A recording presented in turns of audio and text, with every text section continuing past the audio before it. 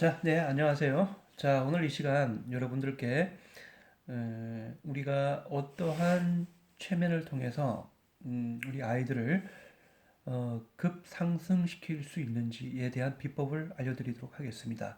자, 그거 하면은 어느 정도 큰 테두리는 다 잡혀서 여러분들한테 설명을 드렸다고 생각하는데요. 자, 일단 타이틀을 적기 전에요. 자, 우리가 김영삼 대통령 아시죠? 자, 김영삼 대통령은 그 주어진 우리가 흔히 이야기하는 사주팔자라는 게 있다고 해서 이 사주팔자에 의해서 대통령이 됐다고 그렇게 역술가들은 얘기를 합니다. 자, 그런데 과연 이 사주팔자 때문에 김영삼 대통령이 우리나라의 한 대통령으로 또 큰 업적을 하나 남겼죠. 금융실명제라고 하는 업적으로 그렇게 대통령으로 자리매김할 수가 있었을까요? 자, 그리고 여러분들 사주팔자를 믿으십니까? 자, 거기에 대한 명쾌한 해답을 드릴게요. 자, 사주팔자 언제 어디서 어떻게 사실 육하 원칙은 아니지만은 자, 언제 어디서 어떻게 태어났고 몇 시, 몇 분, 몇 초 등등 뭐 이런 것들을 통해서 우리가 사주팔자를 그 근거에 의해서만 판단을 하지 않습니까? 자, 한 가지 예를 들어 볼게요. 이거 조사를 했습니다. 이 김영삼 대통령하고 이름도 똑같고 또 한날 한시 사주팔자가 명확하게 똑같은 사람이 있습니다. 자, 이 사람은 어떻게 됐을까요? 자, 이 명쾌한 해답은 여기서만 봐도 알 수 있는데요. 이 사람은 평생 청소 일을 하다가 급격하게 어떠한 사고를 당해서 죽게 됩니다. 자, 똑같은 사주팔자예요. 어떠한 사람은 대통령으로 그렇게 남아있는데 어떠한 사람은 굉장히 불행한 삶을 살았죠. 자, 이거 어떻게 설명할 수 있을까요? 자, 사주팔자로는 설명이 안 된다는 겁니다. 자, 꼭 믿으시길 바라겠습니다. 여러분들 어떠한 장애나 이런 어떠한 모든 것들도 사주팔자에 운운해서 얘기를 할 수 없어요. 자, 대표적인 예가 여기 되겠죠? 자, 그런데 김영삼은 왜 그러면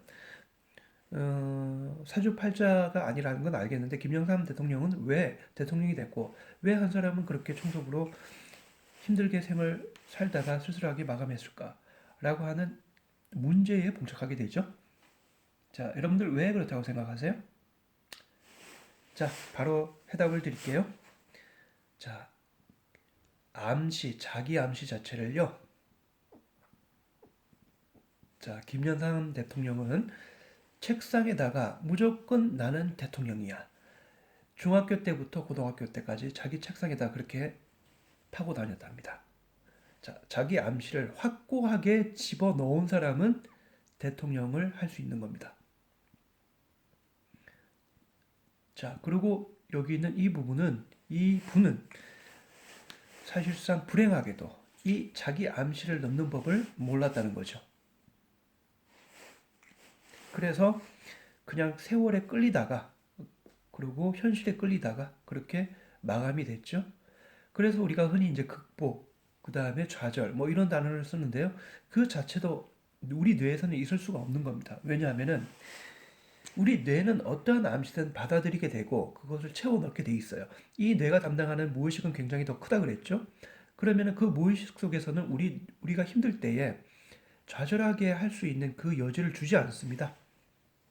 계속 어, 힘을 힘을 내라는 어떤 암시보다는 계속 너는 여기서 이렇게 있으면 안 돼. 라고 하는 자기의 긍정 마인드로 자기 몸을 자꾸 일깨우겠죠.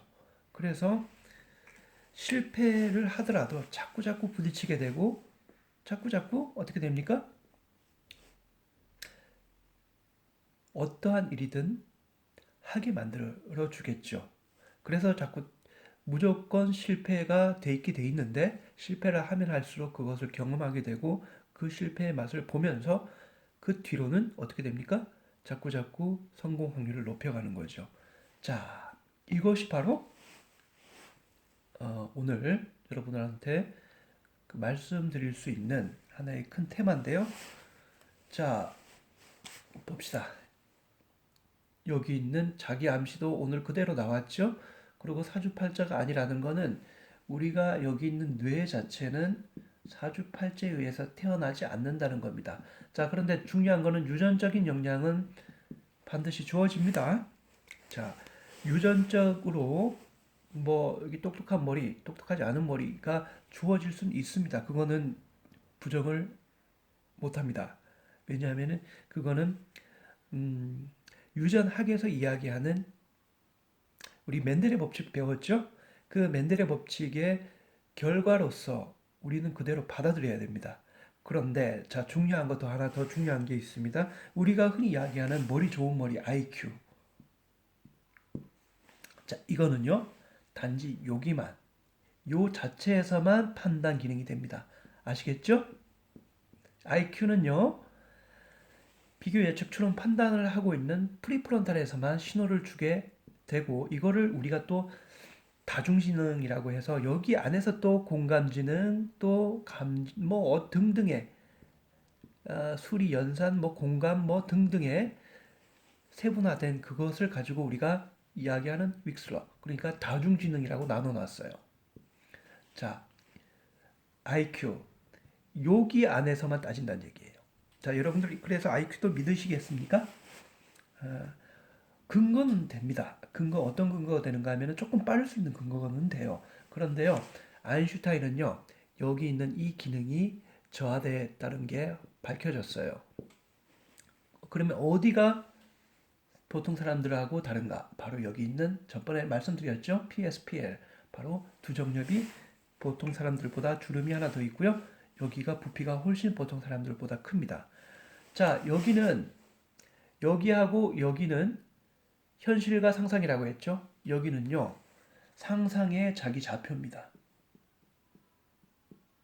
3차원의 공간 속에서 상상으로 자기 몸과 팔과 두뇌와 머리와 모든 것들을 좌표로 삼는 인덱스가 됩니다. 자, 여기는 아인슈타인은 일반 사람들보다 떨어졌다고 분명히 말씀을 드렸죠? 이게 과학적인 근거가 아인슈타인이 동의하에 그 뇌를 끄집어냈어요. 그래서 지금도 연구 보존이 되고 있는데요. 그 안에 있는 누런, 그 개수 자체를 카운트한 겁니다. 그래서 그 카운트한 게 브로드만이 되고 브로드만이라는 학자가 여기 있는 국소 영역으로 다 나눠놨지 않습니까? 자, 그래서 결국 드리고 싶은 말은 IQ는 한 부분 국소 영역에 불과하다는 거예요. 물론 이것도 어느 정도 영향을 주긴 합니다. 그런데 굳이 퍼센테이지로 따지자면 10% 정도밖에 안 된다는 겁니다. 이거 한번 보세요. 전체적인 다 큰 이 피질 자체를 다 써야 되는데 요거밖에 안 되지 않습니까? 9분의 1밖에 안 되죠. 자, 우리가 여기 있는 상상의 좌표를 높이기 위해서는요. 자, 여기에서는 부단히 사주팔자가 아니고요. 절대 이제부터는 사주팔자 근처도 가지 않으셔야 됩니다. 자, 그게 아니라 결국 뭐라고요? 무의식이라는 겁니다. 무의식에 근거한 암시를 우리는 현실에서 어떤 사람은 대통령으로 만들어 놓고 어떤 사람은 청소부로 살다가 힘들게 죽어간 그 인생 자체를 만들어 놓은 겁니다. 뭐가 만들었습니까? 바로 첫 번째는 암시고요. Q라고 합니다. 두 번째는요. 자기 최면이에요. 그리고 가장 마지막으로 우리가 뇌에서 시키는 거죠. 자, 그래서 브레인은 얼만큼 무섭고 또 얼만큼 또 신비로운 영역인지 이제는 감을 잡으셨을 거라고 믿고요.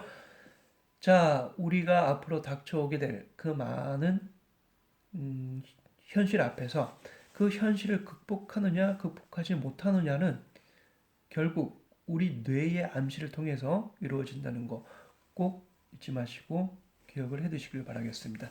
자, 우리가 이제 앞으로는 치료실에서 만날 텐데요. 그 치료실에서 여기에 대한 큰 테마에 대한 구체적인 심리적 방안들을 설명을 드리도록 하겠습니다. 자, 수고하셨고요. 우리 치료실에서 뵙겠습니다. 수고하셨습니다.